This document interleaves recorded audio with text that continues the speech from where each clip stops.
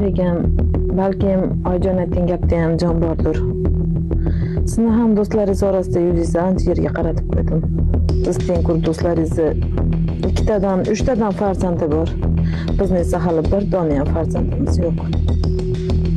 Siz tengqur do'stlaringiz esa hozir farzandlariga xatmi to'ylar qilmoqda. Sen o'ylab gapiryapsanmi? Men sen bilan ajrashaman deb o'ylab qo'yganim yo'q.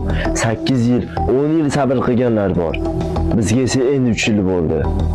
Meni yoki sen aytganing bo'lmaydi, Allohdan aytgani bo'ladi.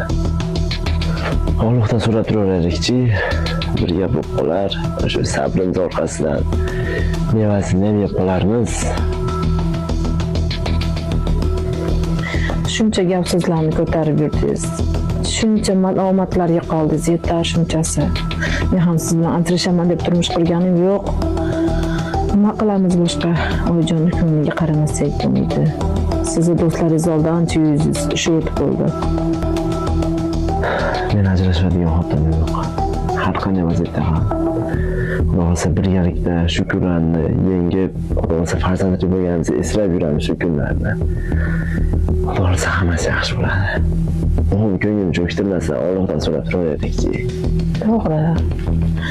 Yaxshiyam siz borsiz.